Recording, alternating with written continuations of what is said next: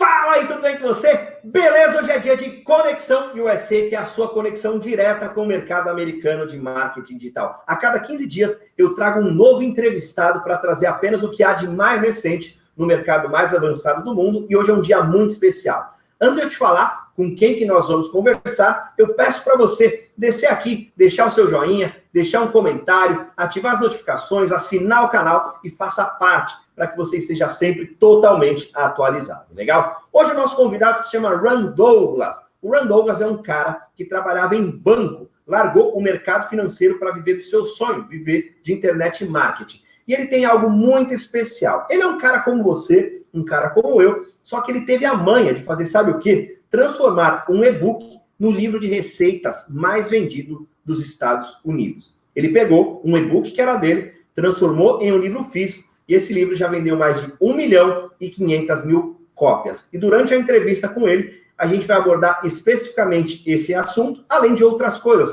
como webinários, eventos, Facebook Ads, entre tantas outras coisas. É um papo muito denso, muito avançado, e eu tenho certeza que com apenas um desses insights, você com certeza pode multiplicar o seu faturamento e você pode levar o seu negócio para outro nível.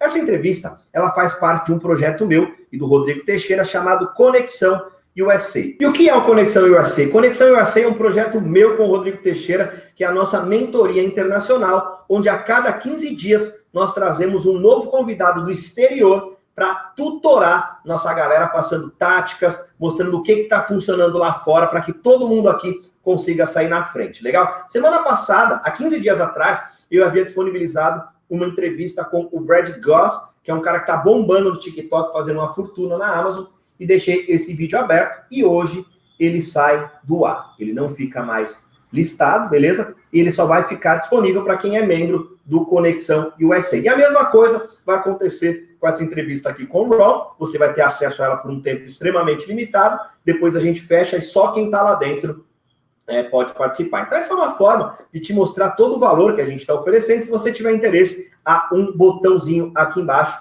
para que você também possa entrar. É muito barato perto do que a gente está oferecendo, beleza? Deixa eu te mostrar mais ou menos o que a gente tem, ó. Conteúdo inédito e exclusivo 2 vezes por mês, sempre com conteúdo internacional, uma comunidade VIP com mentoria no Telegram. Então, você tem dúvida sobre alguma entrevista, você vai jogar lá dentro, a gente vai te ajudar. Você vai ter encontros mensais ao vivo com os membros do grupo, análise especializada sobre cada entrevista, onde eu e o Rodrigo a gente senta e fala como é que a gente vai aplicar isso no meu negócio. A gente pode te convidar para participar e mostrar o que você pode fazer no seu negócio para multiplicar seus resultados. Você vai ter acesso antecipado a todas as entrevistas, porque hoje nós já temos 7 entrevistas, e aí se você precisasse, se você tivesse a vontade de assistir todas elas, você vai precisar esperar aproximadamente 3 meses para ter acesso a tudo isso, sendo que você pode ter acesso a isso de graça. Além de um PDF secreto com as melhores táticas de cada um dos mentores, beleza? Mentoria internacional, estudos de caso, um grupo VIP, além de bônus especiais que eu posso mostrar para você. Já está lá dentro como mentor o Shandonahu, que é o criador do Profit Builder, o Mike Filsaime, que é o criador do Webinar Jam, o Marlon Sanders, que é predecessor, ele anteveio ao Jeff Walker, por exemplo, ele é conhecido nos Estados Unidos como o poderoso chefão do marketing, o Omar Martin, que é um super afiliado, já faturou mais de 6 milhões de dólares e criou a tática dos 300% de comissão, e o Ryan Phillips, que é o rei dos vídeos interativos, legal? É muito baratinho, eu realmente recomendo que você desça aqui, entenda um pouco mais sobre esse projeto e garanta já a sua vaga, porque este valorzinho tão baixinho que você está vendo aqui não vai durar por muito tempo e as vagas são limitadas. Nós temos mais 22 vagas disponíveis para você, e além disso, dentro do grupo, a gente conta com caras fabulosos, como esse que você está vendo, Lúcio Artes, Abelardo Dantas, Carlos Ramos e o Dan Vale. Só tem gente fera que também pode te ajudar muito. Beleza? Agora eu peço para você separar papel e caneta, se ajeitar na cadeira e assista com muita atenção essa entrevista. A gente legendou ela para que você consiga entender absolutamente tudo e tire o máximo possível de insights, porque com apenas uma dica que o Ron vai passar aqui para você hoje, você pode multiplicar o seu faturamento por 10. Fique à vontade, aproveite. Fala aí, beleza? Seja muito bem-vindo à primeira edição do Conexão USA 2.0. E hoje ele tá olhando aí com a gente meio espantado aí, não sabe o que eu tô falando, mas você tá vendo aí na tela o Ron Douglas. Ron Douglas é um grande profissional diretamente dos Estados Unidos, tem histórias fantásticas. Ele largou um emprego no mercado financeiro, trabalhava no JP Morgan, Citibank, vai explicar um pouquinho mais pra gente. E ele foi para o mercado de culinária, cooking books. Ele escreveu alguns livros aí relacionados e já vendeu mais de 2 milhões de livros, 2 million from his books. Tem uma lista muito grande, é um cara muito que trabalha em diversos nichos, trabalha com webinários, infoprodutos, top afiliado e vai trazer muita informação legal. O Rodrigo está aqui, ele é um dos fundadores do Conexão USA e vai nos ajudar fazendo tradução, fazendo perguntas e depois a gente vai trazendo também mais algumas participações aí sempre, legal? Rodrigo, dê as boas-vindas aí pro Ron. Muito bem-vindos aqui ao Conexão USA, um projeto que nasce aí da minha amizade e parceria com o Fernando Nogueira, um cara que não tem o que falar. E a gente está muito feliz de poder ter aqui o Ron Douglas, que é um cara que nós conhecemos em um evento que palestramos há muitos anos atrás. Eu até perguntei para ele se ele lembrava, ele falou assim, eu lembrava de você. Eu falei, cara, duvido que você lembrava de mim. O cara conhece quanta gente, eu nem sei quanto. Ele já faturou muito com e-books, principalmente de culinária, já foi entrevistado, ele foi em show de televisão, né, em grandes canais de televisão lá nos Estados Unidos para vender os livros dele. E hoje a gente vai trazer ele aqui para passar um pouco dessa experiência. Eu vou estar fazendo a conversa com ele em inglês e depois você vai estar vendo a parte legendada aí. Eu não estou com a câmera ligada porque no meio do coronavírus aqui tá realmente com a conexão pesada, eu não quero atrapalhar o que ele tem para passar de conteúdo. Então você vai estar ouvindo minha voz em inglês, a gente vai botar a legenda depois, e o do Ron também, tá bom? Ron, I just gave you a really huge introduction, nothing bad, just great things to say about you. I just said that you were on TV talking about your books and your cooking books, presenting myself to everybody that's watching us, and just explain to them how it's going to work. So basically, Fernando's going to give me the questions in Portuguese so that whoever's watching us can understand. I will do the interview with you in English, and then we will just put on the subtitles underneath all of the videos so that people can follow along. Does that sound good? Sure, absolutely. I wish I had studied harder in Spanish class, but that sounded amazing. It was good. I guarantee you. If anybody says otherwise, then you can hit me up. But it was good. I guarantee. Legal. Vamos lá, vamos começar com a pergunta bem básica e simples para depois a gente ir avançando um pouco mais. Eu estudei um pouco a história do Ron e vi que ele saiu do mercado financeiro, do JP Morgan e acho que do Citibank, e ele começou a trabalhar com as suas paixões, com o mercado de culinária. Eu queria entender como ele fez para largar um emprego tradicional para começar a viver das suas paixões. So the first question we have for you, Ron, is Fernando was saying that he studied a bit about your background, and I remember you talked about this in your presentation. You started off in the financial sector, banking, if we're not mistaken, JP Morgan.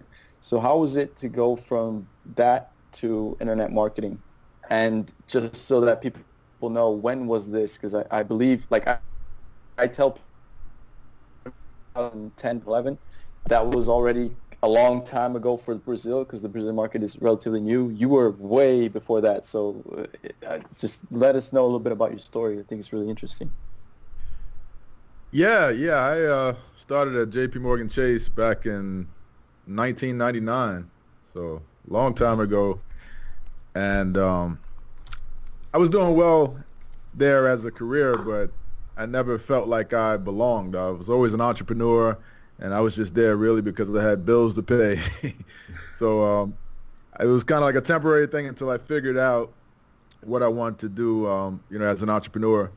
So I went to grad school while I was at JP Morgan, and they paid for it. They had a tuition reimbursement program, and I went for my master's of business administration in New York City, and City School in New York, and met a guy there that after he graduated, he began doing email marketing for companies. So he was part of this company that they sold cell phone contracts for AT&T and MCI and a lot of the cell phone carriers, and he was managing their email marketing department, and he introduced me to email marketing. And after he showed me what he was doing, a light bulb kind of went off, and I said to myself, this is all I ever want to do. I just want to build email lists, promote stuff that could add value, and promote stuff that could help people that are interested in whatever they signed up for. And I really just got so passionate about that, and I really just focused all of my time into learning that, studied all the greats at the time, all the people that were doing it at the time, like Yannick Silvers and Mark Joyners, and Corey Rudel was a big guy at the time, Willie Crawford, a lot of guys like that back in the day, Stephen Pierce.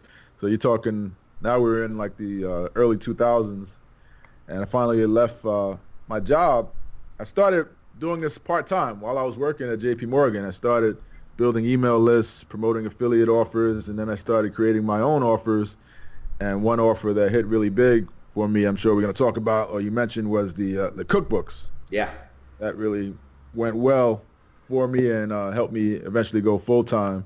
But I was doing it all part-time. I did it part-time for 6 years. So I started doing online marketing in 2001, and I did it part-time while I was working for JP Morgan Chase.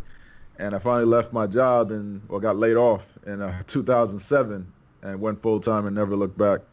Okay, awesome. And did you start with info products or with physical products like your real books? I started as an affiliate marketer, so I was promoting info products, other people's info products. And then I also dabbled in physical products as well because we were building email lists. I sold self-defense products at one point. I was selling like stun guns and tasers and stuff like that way back, like 2002. And then, I was promoting, as an affiliate, I was promoting a lot of people's offers. And then a light bulb moment, I said, what if a bunch of people, instead of me trying to make money promoting everybody else, what if I had a bunch of people promoting me? Yeah. And I put an offer out there. So that's what caused me to start creating offers. And I put some crappy ones out there that didn't sell. It was like 2 or 3 that didn't really do well. And then the one that really did well was kind of like a hobby of mine, the cookbooks, where we would try to recreate restaurant recipes at home. And people really wanted to know, like, how do you make that at home? Like, we taught people how to save money and how to, make it at home and impress their friends and copycat off the restaurants. So that really went well. We put that on ClickBank. And other affiliates started promoting it, and it just kind of grew and grew and grew. We built this huge audience and eventually got a book deal with Simon & Schuster for that same little cooking ebook. They published it as a hard copy book, and I was able to get a lot of media exposure for those recipes. Yeah, that's awesome. And how many books did you sell until today? I've sold 1.5 million copies. Wow. Of that book. Yeah, and then I sold that entire business. I sold the cooking business to a ex-partner. He kind of bought me out and just moved on and started teaching, like doing webinars and teaching online marketing and audience building, social media marketing. Legal. Aí, Rodrigo, fala para ele assim que é muito interessante a gente falar da parte de culinária, né, que foi como ele começou, e agora a gente vai entrar mais na parte de internet marketing mesmo. Rodrigo? My microphone was muted. I was trying to pay attention here and writing some questions on what you were saying. So we're going to go into the internet marketing part now. It's great to hear a little bit about your background. I have a couple questions based on what you said, but I'll wait for Fernando to give his first question, then we'll go on that. Does that sound good? Não, pode começar, Rodrigo. Passa algumas informações, depois a gente vai para o list building. Tá. Eu tinha uma pergunta para fazer para ele, na verdade algumas baseadas no que ele falou, que eu achei muito interessante, e principalmente do que ele falou que ele vendeu a empresa dele, que é algo que eu falo muito aqui sobre você criar um produto com um nome de marca versus você usar o seu próprio nome. Eu queria entender um pouco da visão dele, da importância de ter feito isso, se foi consciente ou não, e se é melhor ele ser afiliado ou ser criador de um product creator, né, infoprodutor. O que você acha? Boa, vamos lá, passa para ele. So Ron, I was just asking Fernando about what you said, and I talk about this a lot here, which is the importance of you, when you create a product or you create a business, to create using a name that is not connected as a person, because that way you can create an asset, a sellable asset. In the future, if it does well, you can sell it off to somebody. And I'm not sure if you talked about this in your speech all those years ago. I think you did, but it's something that I talk about a lot here, because there are a lot of people that build their authority all on their own personal brand, and then they get stuck and they can't get rid of that because you're not sellable. You can't sell yourself. And one of the things that I talk about is the importance of creating, products and an actual business asset that is sellable.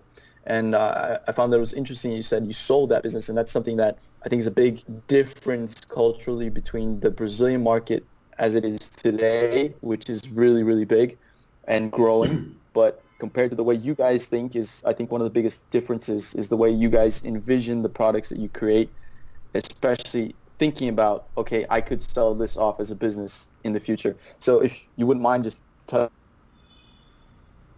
how the process goes on in your head, and it really is the way everybody does it, if that's the way that everybody should think about it, why or why not?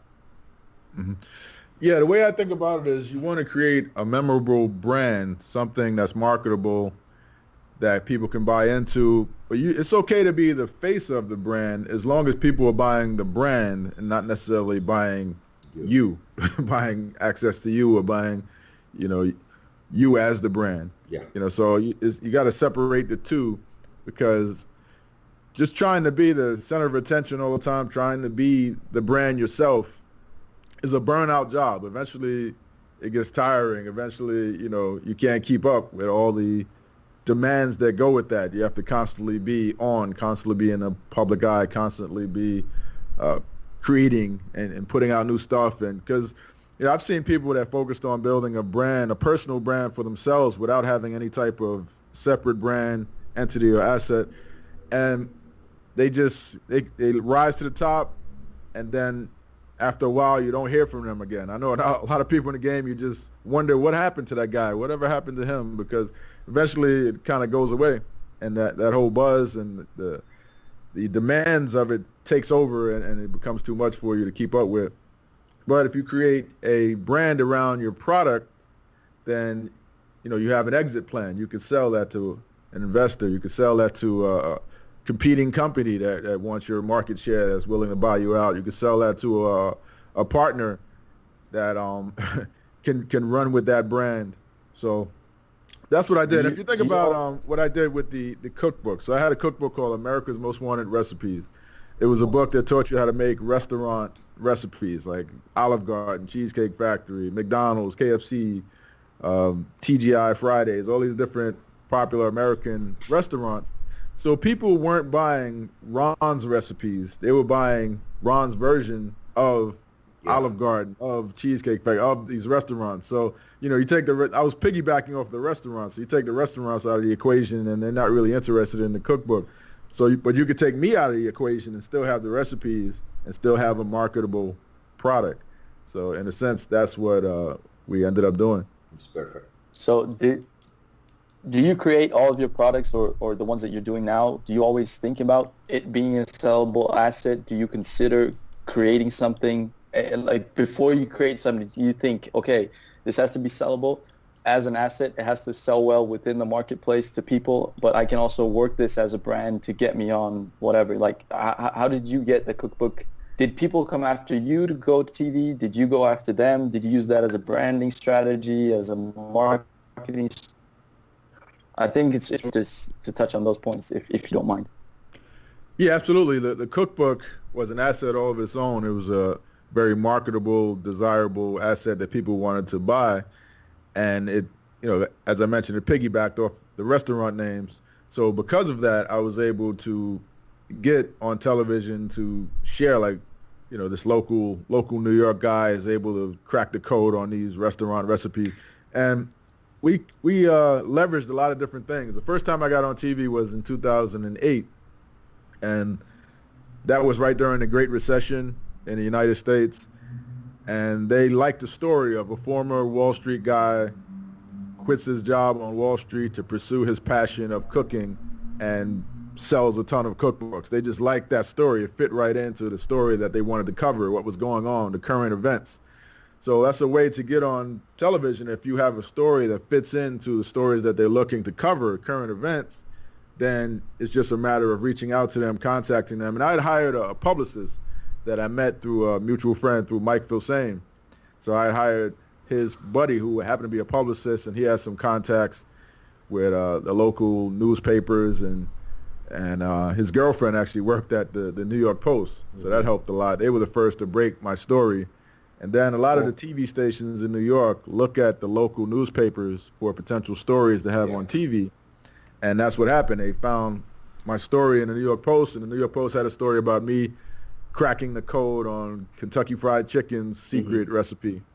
So that was the first kind of break that got me onto television. And would you say that that helped you, or does it still help you till this day in terms of authority and branding for what you do? Oh, absolutely. Absolutely. I mean, I've sold 1.5 million books. I mean, not many people can say that. I'm a New York Times bestselling author. You know, I've been on all these different TV shows. So I have all that credibility. I have the video clips. I have all that stuff. You can see it right on my website, rondouglas.com. I have a bunch of the media appearances right there, the video clips and whatnot. So it definitely gives you instant authority once you've done that. But I mean, I've been doing online marketing since 2001, so I actually genuinely, know about this stuff by now. Yeah, it's really good. But let's go start to go dive in internet marketing. And I always see you talking about list building. And I read some article when you say millionaire list builder mindset. Can you talk something about this? I wish I had taken a look at the article. I've said so much about list building over the years. List building mindset. Well, what I'm learning, I'll share what I'm thinking about lately in terms of list building.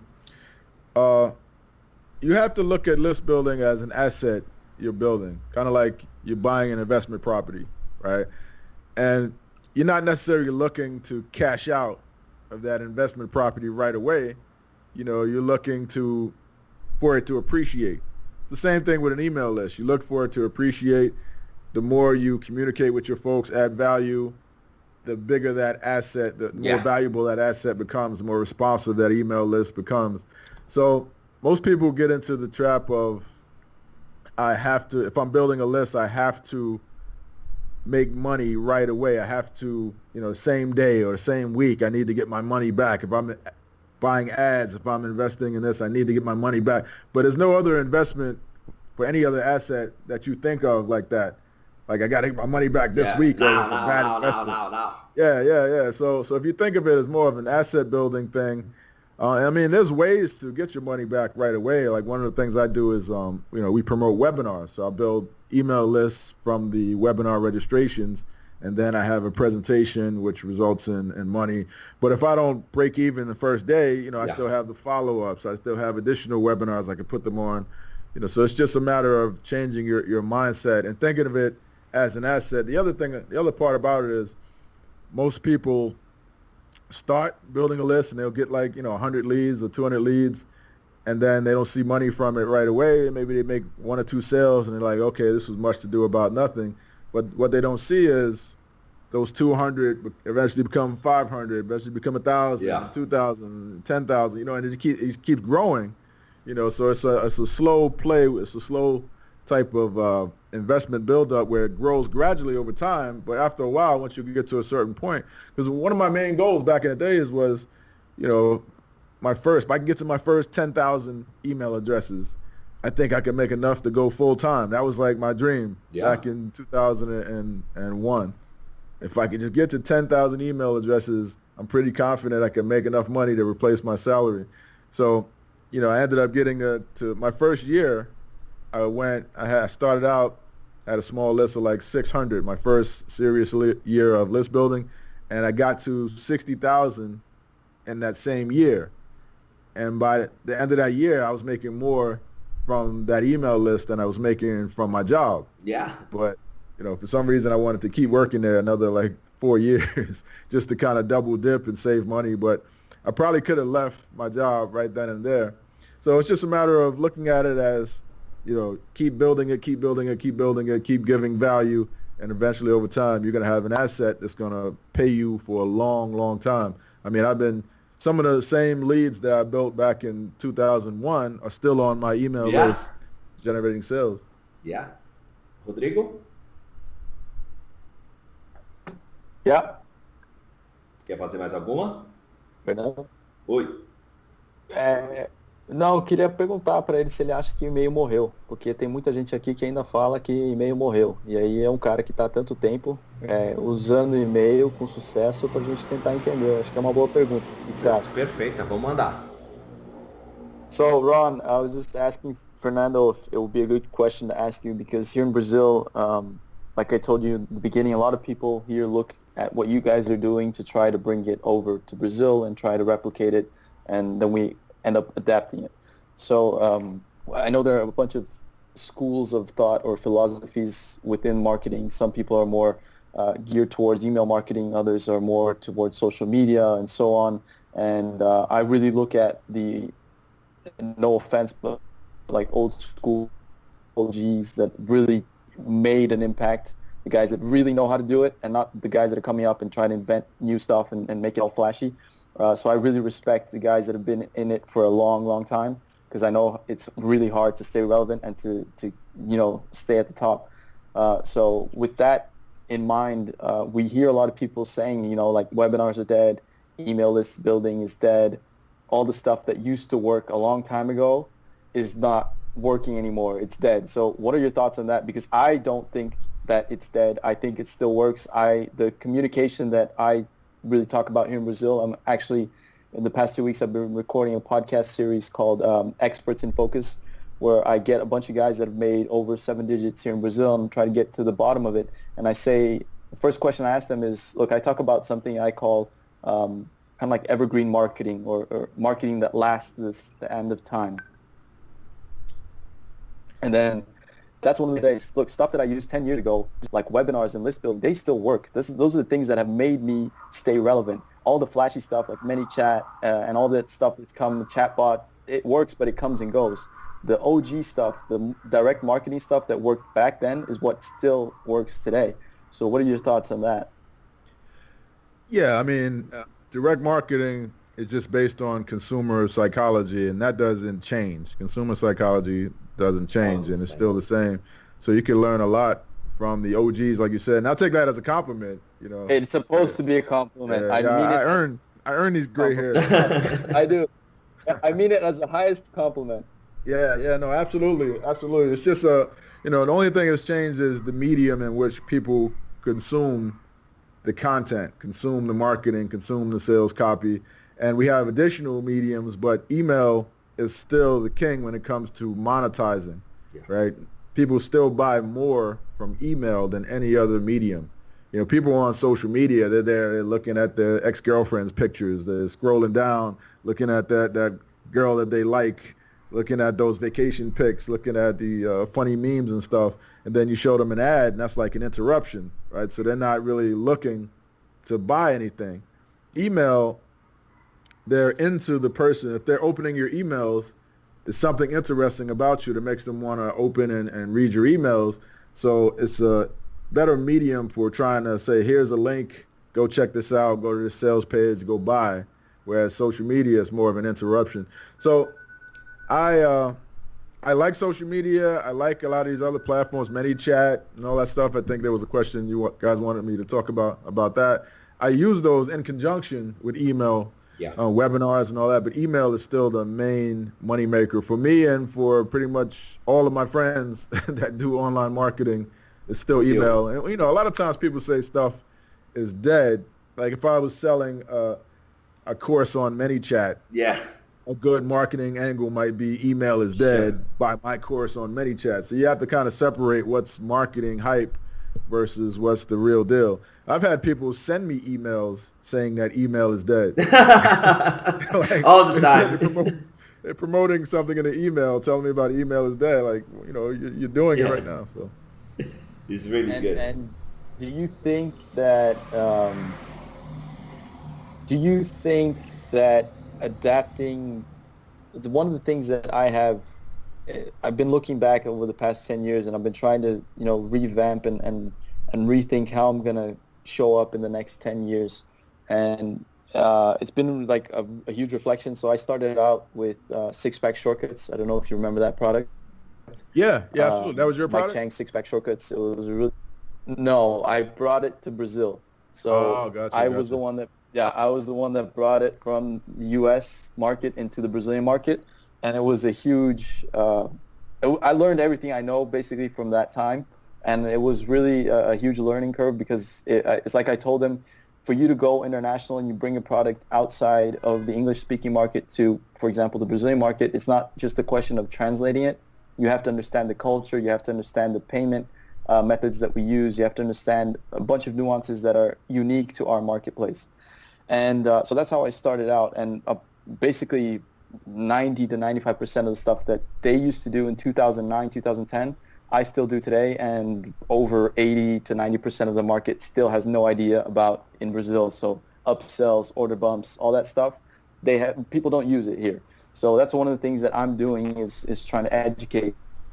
I have an agency that is focused on funnels and funnel strategies based on the American market.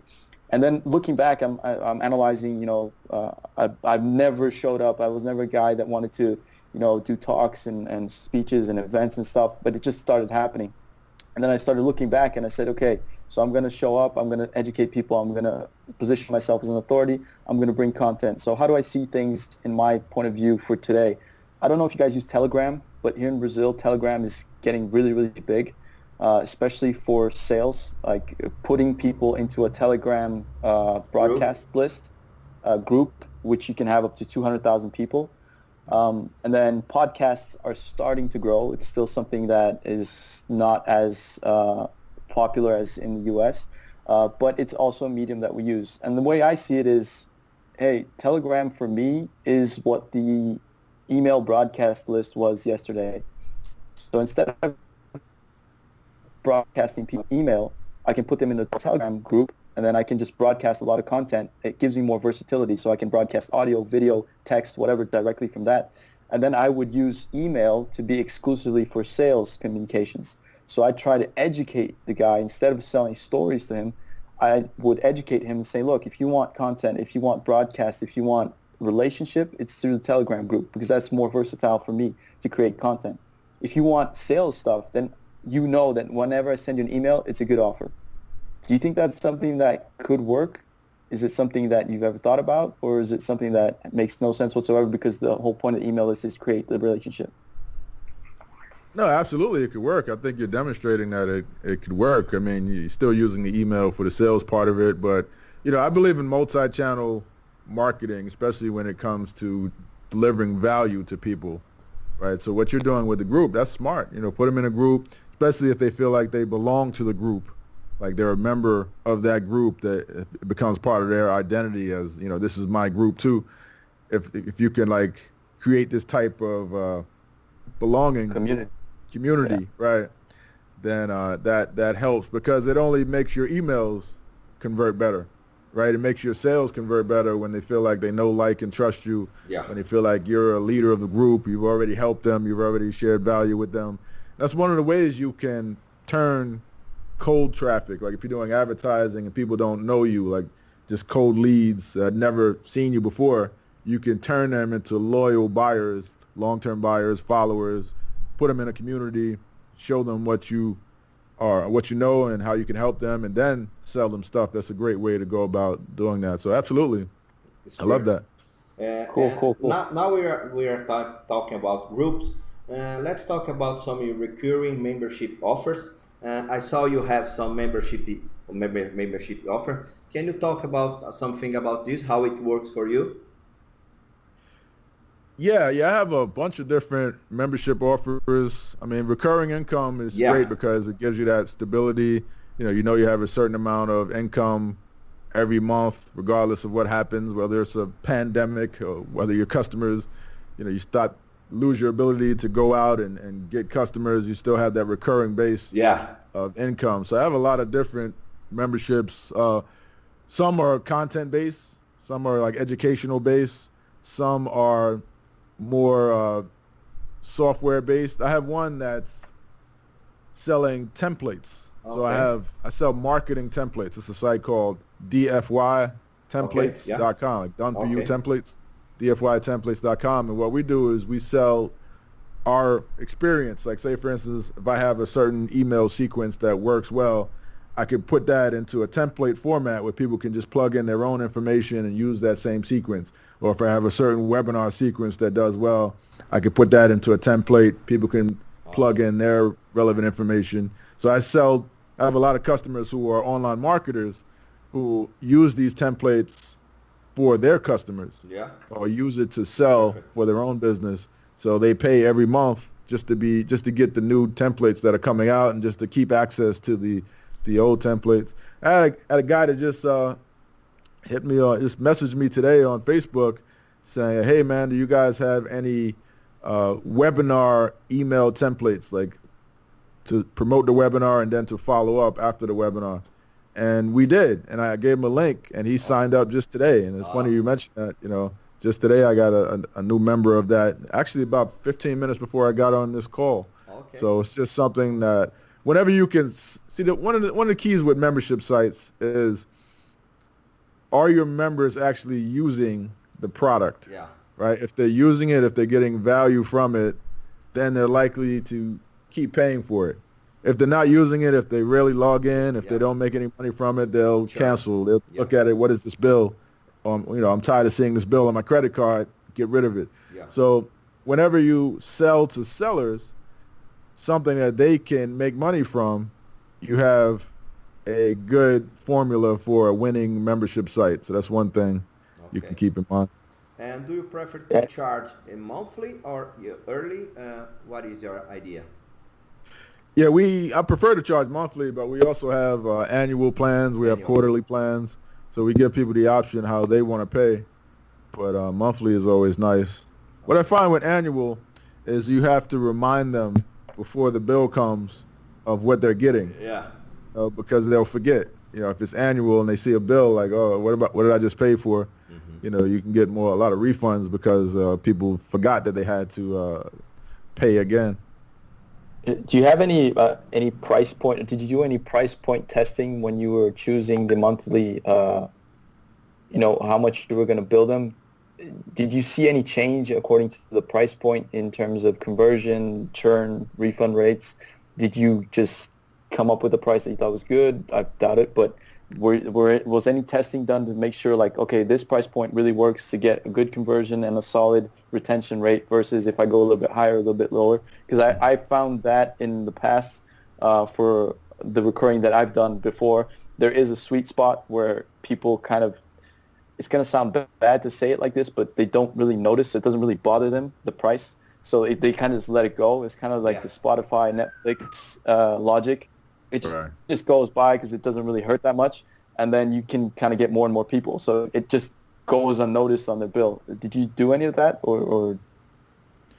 We did some split testing, but not really for that purpose. Because with this one, with the we're selling to sellers, they can afford to pay a little bit more. So we're not really too worried about them because they're making money from these templates, right? Yeah. So the same way like you get billed from your email autoresponder every month and you don't really look at the bill because you're making so much money from that. I mean, I have some other memberships. What we would do is we would offer a trial. So Google, I think Google Webmaster Tools or Google Tag Manager, one of those Google products, they have a split testing function where you can have like up to 5 different URLs.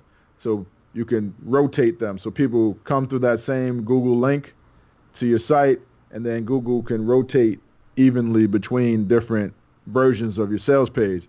So we would have a trial, like a $1 trial, and then after 10 days, it would start the rebuild, and we would test like three different price points, maybe 17, 27, 37, and then see how long people stay in and how much money we make just for those people. So that's an easy way to do it. We've done that before, but a lot of times, we just kind of look at the marketplace and see what everybody else is charging, because it's like there's certain price points in people's minds when you say certain things. So if I say I'm going to sell you an ebook, you're probably thinking, because of Amazon now, you're probably thinking under $10 an ebook or $9.99 or less.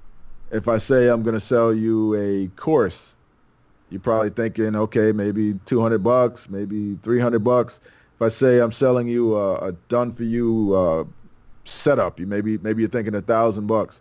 If I say I'm selling you a coaching program, then if it's one-on-one coaching, maybe you're thinking, $1,200, 2,500, 5,000, maybe even up to 10,000. So the way you name things and the way you structure your offers has a lot to do with the expected price in a person's mind. Like if I was telling you how I'm selling a bag of potato chips, these are the best potato chips ever. Like when you taste these, you're going to be amazing. There's no way you're going to pay $10 US for those potato chips, even if it's like the best thing you ever tasted. It's because you have in your mind that potato chips cost $1 or less, maybe 50 cents, maybe 25 cents. I'm getting an emergency alert. Don't worry. I had my phone on mute, but it just sent an emergency Amber alert. Sorry about that. Yeah, so you want to be very careful about what you call stuff and how you position your offer, and that determines the price. And then you can look at other offers that are positioned similarly and see what the marketplace is currently paying for it.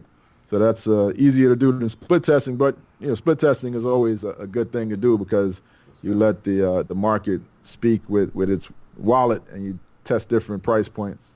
Perfect. Before we move on, the last question about recurring model. I know you are a man who works in a lot of niches. Do you think this model, recurring model, can work in any niche? I wouldn't say any niche, but there's a way to do it pretty much in most markets. Yeah.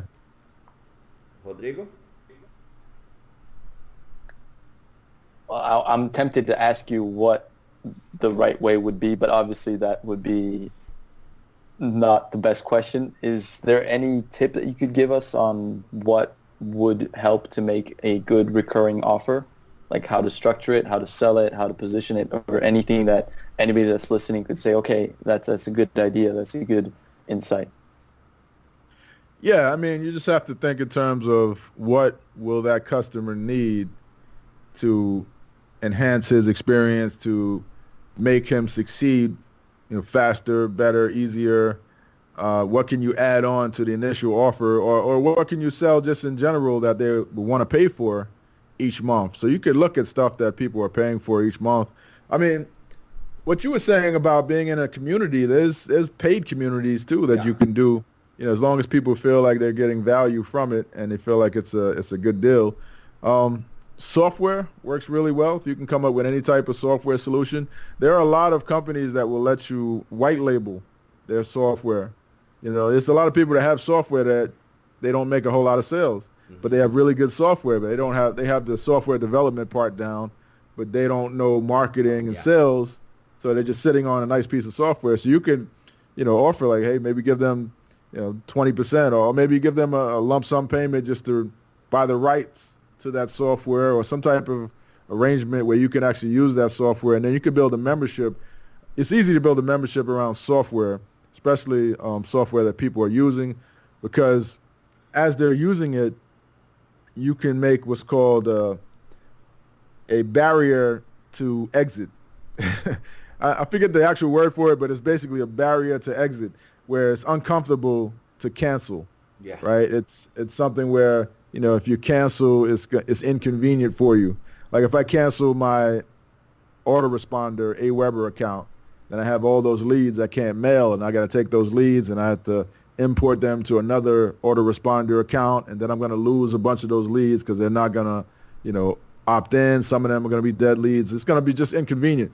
If I change hosting providers, like online hosting, it's going to be inconvenient because I have to transfer all my sites to a new host. I have to change the name servers. It's a lot of technical stuff I have to do. So, you just look at stuff that you're paying for now, and is it inconvenient for you to drop out? And that's when it's a good membership site. Like I pay for cable TV, and they have this DVR function. So I have a lot of shows that are taped, a lot of shows that are recorded. I have a lot of my favorite shows. I know the channels to go to. So for me to cancel, it's inconvenient. And then they have me bundled in. So I pay for cable, I pay for my house alarm, security alarm, and I pay for the telephone service, and it's all bundled in. And so cable, internet, house alarm, telephone, and I think I named them all: cable, TV, house alarm, telephone. Yeah, so all that stuff is, it's like 4 things bundled in to one. So if I cancel their service, then it's like, it's like, so I got to contact 4 different people to try to, I have to go have someone come to my house and install a new house alarm system. It's just so inconvenient. Yeah. So what can you think of that people will A, use every month, B, find it inconvenient to drop out? So if you have those 2 things, you have what it takes for a winning offer. Awesome. And, solves a problem. So that kind of goes with A of, if they use it, it's solving a problem for them. Yeah, be useful. It's awesome. Rodrigo? I was just reflecting on something that I heard a couple of years ago, which I always use as a reference for when I talk about membership offers, which is, I'm not sure if it was Stu McLaren, but he talks about 3 C's, community, coaching, and content. Do your membership sites use any of those, or is it just, I want to be as useful as possible? Because like you said, yeah, there are paid communities. Here in Brazil, I try to build out, one of the things that I did was I realized that support was a big pain in the ass for a couple of training products. So people automatically assume that, oh, you have to give me the best support, like pretty much coaching for whatever it is that I buy from you. And then I just implemented, because it was such a pain in the ass. I said, look, I'll give you basic technical support and whatever questions you have about the course. It's a pleasure. But anything other than that, you have to pay me. So I set up a $9.97 a year for support. And then in order for it to be useful, I said, look, you won't just be getting support. You're going to be getting new content. You're going to be getting, monthly Q&As, whatever. So it basically became a yearly recurring membership. And then that's something that for many of my coaching clients and my consulting clients, I've implemented for them, because it just changes the whole psychology. People are going to value more the support they're paying for than if it's presumed that it's free. So that's one of the things that I always kept in mind, was like, okay, so the 3 C's, coaching, community, and content. And that's just something that I found that's been working really well here for whenever I implement that in any project. And people don't complain, because they're like, okay, so I get basic support. If I want anything else, I'll pay for it. But then I will also be getting new content. I'll be getting some community. I'll be getting some monthly help. And it just really changed the dynamic. Do you do any of that, or is it just like, okay, we're going to do the content, we're going to be as useful as possible, we're going to make what we sell be, as, like you said, people have to consume it, they have to feel a certain pain to cancel it, because it's going to cost them more than if they keep paying? Does that make sense, or is that really confusing? No, that's a good model. I mean, Stu's a very smart guy for sure. He's had huge success with memberships. I mean, personally, I have some content-based memberships like that, coaching, community content. Like I have a site for writers called Elite Writers Lab, where we provide that.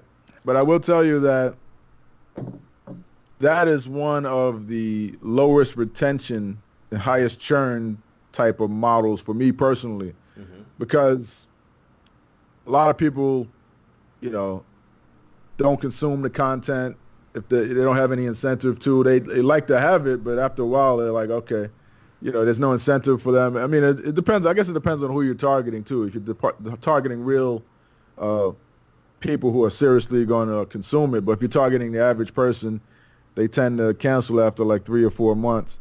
I'll tell you a model. Actually, a membership site. I don't know if you can call it a membership site, but it's a recurring income program, I guess you call it. So we had an event called Webinar Con. Yeah. Me, Onyx Singal, and Andy Husong.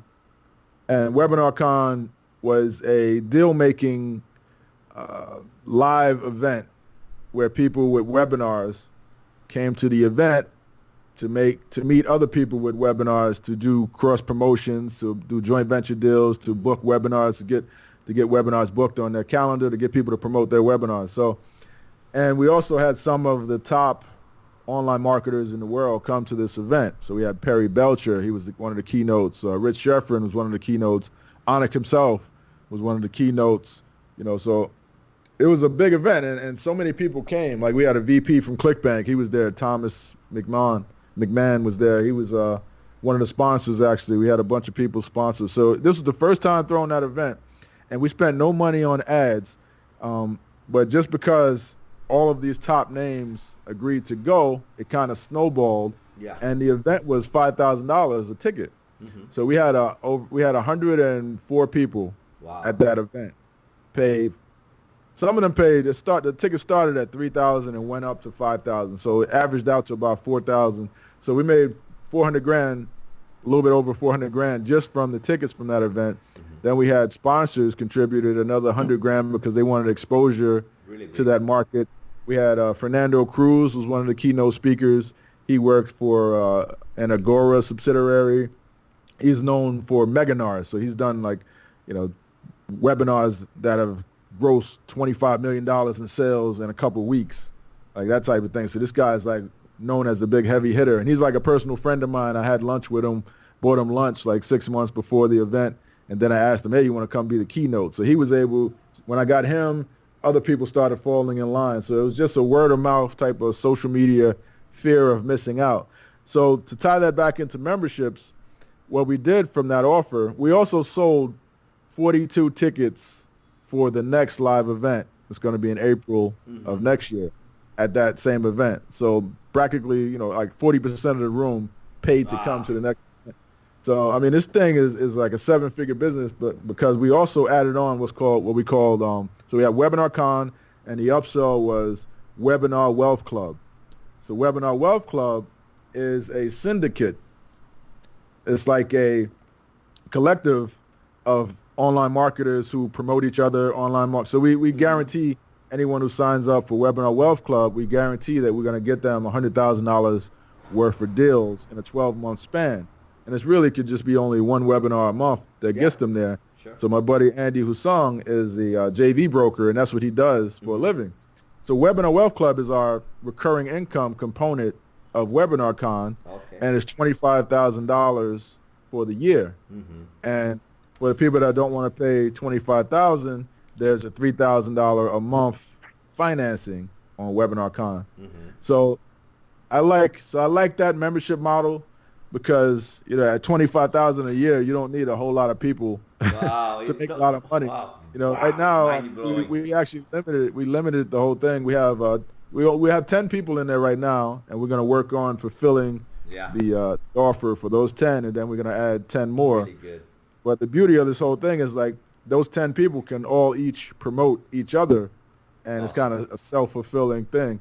So that was a huge win for me, and that was it was a blessing that Webinar Con, the event. So con is short for convention, right? Like Comic Con. The webinar is not conning people. It's a webinar.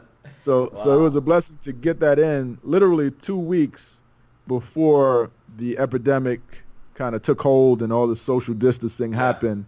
So we were really the last marketing event in the United States before the shutdown, and that event led to that upsell of the recurring Webinar Wealth Club. So that's the type of thing I like to be in, a high level membership like that.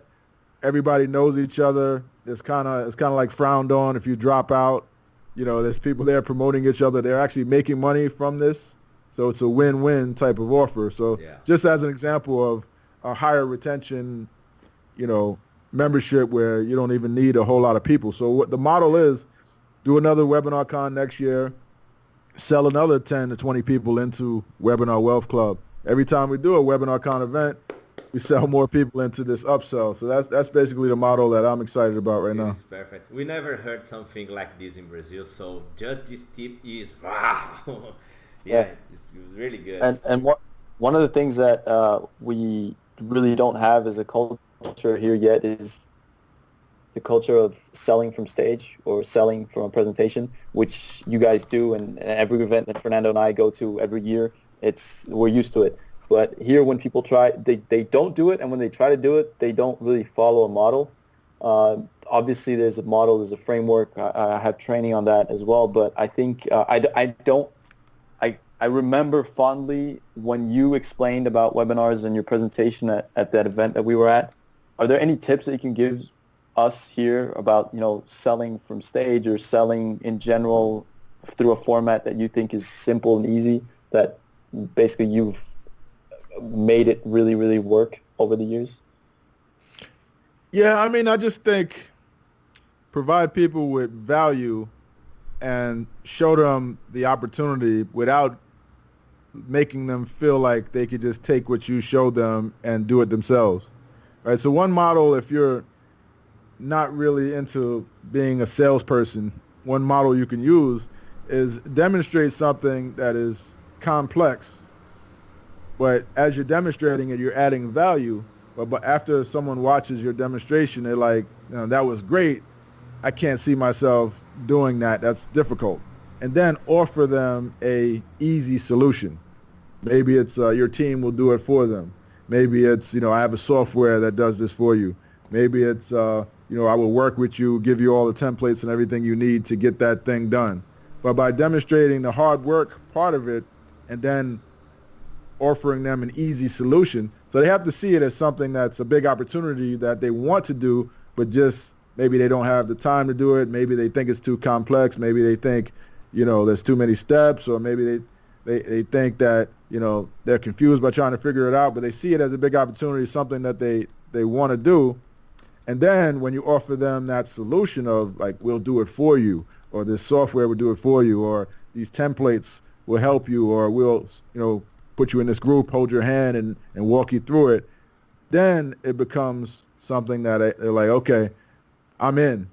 You're saving me a lot of time. You're going to help me, make money or become a better version of me or succeed or reach my goal faster. I'm in. So as long as you sell them on, this is something you really need, this is something that can change your life, sell them on the vision of how their life will be after they've accomplished this thing, and then show them how it's done, and then offer them the easy solution to actually get that done. That's a model that anybody can do. It's a model where you're adding value, and it's a model where you're actually creating an offer that people really want. Mm-hmm. Awesome.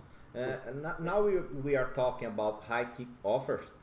How did you move from low-ticket offers to be a high-ticket guy? On the telephone. Yeah? That's basically it. So basically what you could do is, you could have a low-ticket offer. Maybe it's a book. Maybe it's an audio book. Maybe it's a course, a small little course. Maybe it's a report, just to get a group of customers.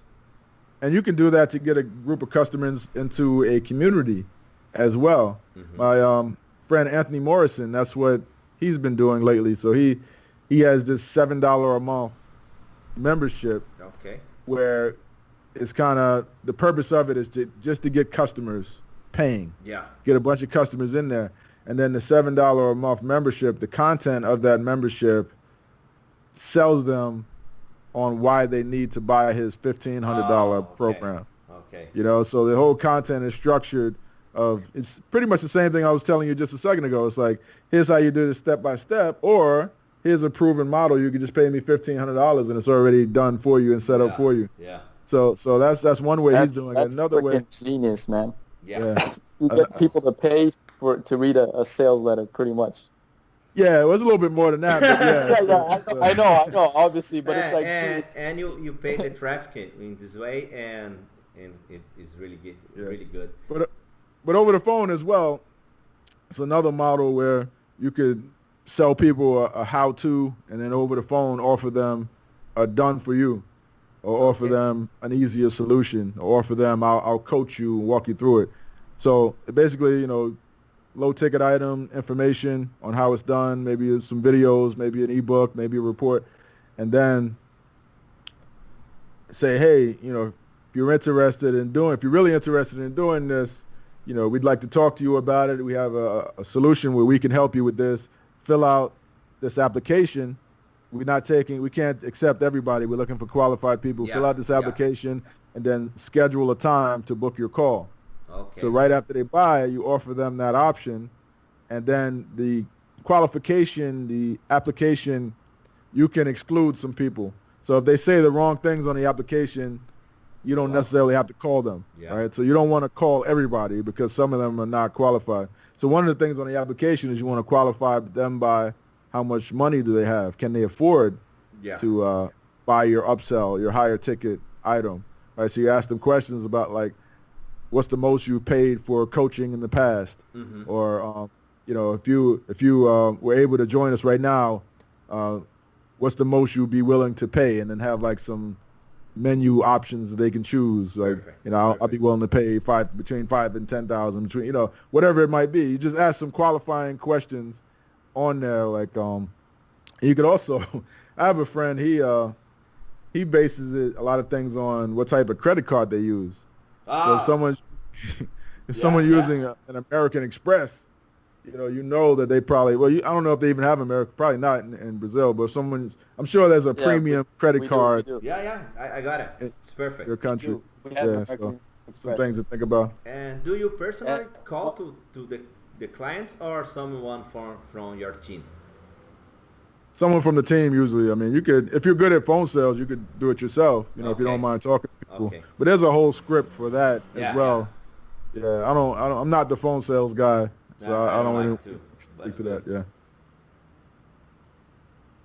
Rodrigo? Yeah, I'm here. I'm just trying to digest everything. Yeah. The $7 a month thing was mind blowing for me. It's good. Cool. I think it is time to go. We are here for more than 1 hour, so I think it's okay. Rodrigo, do you want to ask something?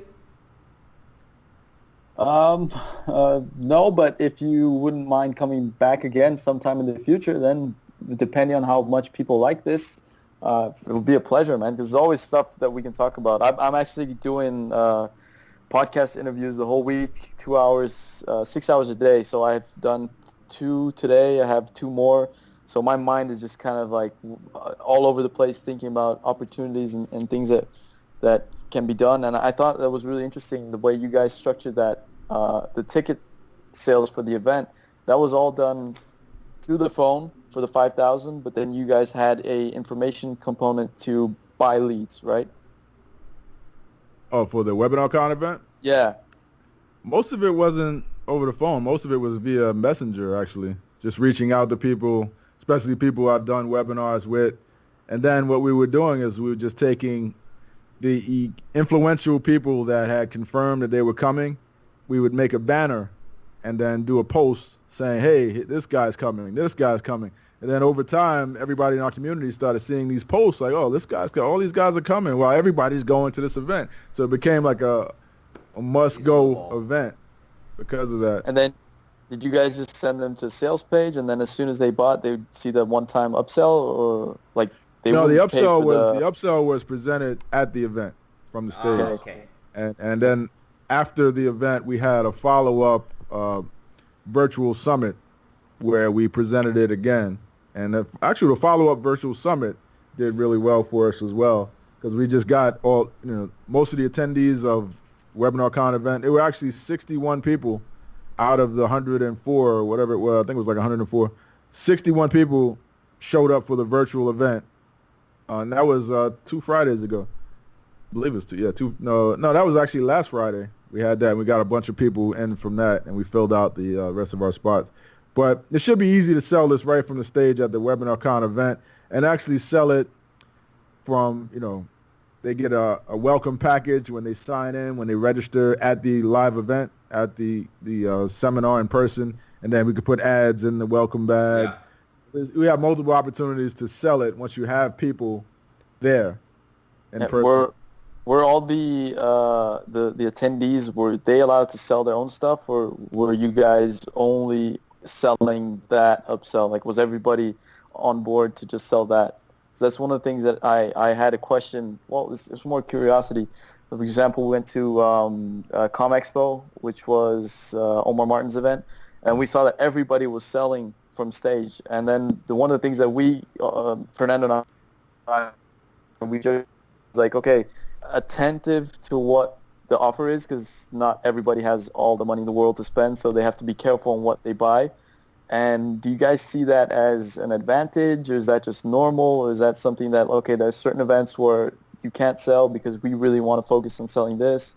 I just wanted to hear a bit about your perspective on that. Yeah, nobody sold from the stage except us, and a couple of sponsors referenced their product, but it was no like hard sell and meet me in the back of the room and fill out this order form. There was none of that at all.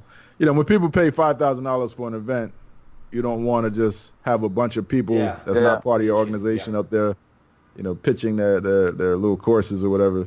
Yeah. So, Commission Expo, I was actually at the last one he did. I spoke at the last one he did. I think it was last year. That was a good event. I mean, it was a different type of event. It was a low ticket. Really low ticket. Yeah. Yeah, $197. So, you can justify people selling from the stage as long as they provide some type of value. But no, at this event, nobody pitched. And did you pay for your guest speakers, or all they are friends? Yeah, they're all friends. Okay. They're all friends. We paid for the MC. Tom Bill was our MC, so we paid for him, but he was up there, working all weekend. So he was, he definitely needed to be compensated. But, it's just, Onyx Singal is one of the major players in the industry. So just by partnering with him, it's easy to get a lot of these big guys to come. What's interesting about it was a lot easier to partner with him than you think. Yeah. I mean, the way it happened was, so he has this conference center. He calls it the Learn Center, and it's also his office. So it could hold 120 people in a conference room. So he has this huge complex in Maryland. So he made a post saying, hey, I have this big event space. I don't always use it. If anybody wants to throw an event here, hit me up and let me know. So I reached out to him saying, hey, I do masterminds. I'd like to throw an event there. Yeah. Because really, I was just trying to really getting good with him because he's one of the big players as well. I mean, I knew him from social media, but didn't know him. So he said, cool. What's the topic? I said, webinars. I want to do Webinar Con. This is something I've been thinking about doing for a long time. He's like, oh, I love that brand. I love webinars. I do a lot of webinars. So he said, you know what? Andy Husong, he also contacted me. He's interested in doing a live event related to webinars. Maybe you guys can partner up. And I was already friends with Andy, so I contacted Andy. And Andy had never done a mastermind before, so he liked the fact that I've done it before. I had the experience. So he was like, all right, let's partner up. So we went back to Onyx with the intention of paying him to rent out his event space. And the price he came back with for 3 days was like way too much. It was way more than we were willing to pay. So instead of just saying, no way, you're crazy, I'm not paying that, we tried to negotiate a little bit more. And then he said, you know what, I need to make a certain amount to make this worth my while anyway. I'll partner with you guys on this event, and we can do it together. And then I was like, home run, you know what I mean? Because I knew by getting him, by getting him, a lot of the other big players fell in line, and I knew that was going to happen. He's just a smart guy too. But it was amazing, like a lot of my ideas for this thing actually came. It felt good to see a lot of my ideas come to fruition, and a lot of my ideas for promoting it, like that whole thing with, getting the other influencers, making banners and doing posts of the other influencers, and then contacting people, kind of saying, hey, this guy's going, are you in? And then getting them to talk to each other, encouraging each other to come, and getting them to post those banners. It became like a prestigious thing, like, hey, I'm going to Webinar Con. Yeah. That was all my idea. Like, we called it the FOMO formula. Yeah. FOMO, FOMO, stands for fear of missing out. Yeah. So we kind of dubbed that the FOMO formula, and we got all these people to come with it. We didn't spend any money on paid ads at all. Wow. It's really good and not nice people. So I think is enough, Rodrigo. I just have one last question, Ron, if you don't mind. It's a question I've been asking a bunch of the people I've been interviewing on my podcast show, and it's just a question I think it gets you to think about the past in a different light. And the question is, if you were to start over again, what would be the biggest thing that in your point of view changed everything for you that you would have wanted to know back then, like when you started out, that you think would have made a huge difference for you that you know now? I think if I was starting over, and it's now 2020, or if I was going back to 2001. If you were going back to where you started, well, both of those questions I think are a great exercise. If you were starting over from scratch today, what would you do? And if you were to go back to when you started out, what would have wanted to know that you think would have saved a lot of time, money, frustration that you know now? Yeah, I mean, I think if I had to do it all over again, I would definitely put myself out there more as a specialist or having some type of specialty that people want to learn about, and then just stick with that specialty. I mean, I kind of did that in a way with the cookbooks, but it wasn't really like, I'm not a chef or anything. That was just like an opportunity that presented itself and I ran with. But in terms of online marketing, I would have just picked something that I want to be known for and then take that brand and become the person for that topic and then just run with that and then interact on a higher level with some of the, the big people, get my name next to theirs. Like this webinar kind of thing would have happened a long time ago, for instance. Maybe I would have said, back then, it wasn't even webinars back then, but I would have said, hey, I'm the webinar expert, and then create a lot of content around that. Then it would have made things like Webinar Con happen faster. Yeah. You know what I'm saying? Because I'm the guy for that topic. So I never really picked a topic. I'm just kind of all over the place. And most recently, my topic has been webinars. It used to be Facebook ads, it used to be email marketing, but now I've kind of shifted to webinars as a topic. So I'm not known as the world's leader for webinar promotions, even though I've done a lot of webinars. I haven't really staked my claim as, I'm the best at webinar conversions. I'm the best at this topic. So I think I would have staked a claim at one particular topic and then backed it up with content early on in my career. And by now I'd have been, the top one of the top people in the world at that particular topic. Nice. And if you were to start over again today, with like right now, 2020, with nothing, what would you focus on? With nothing, I would definitely focus on mastering. You have your knowledge. You have your knowledge, but you don't have any money. You have nothing.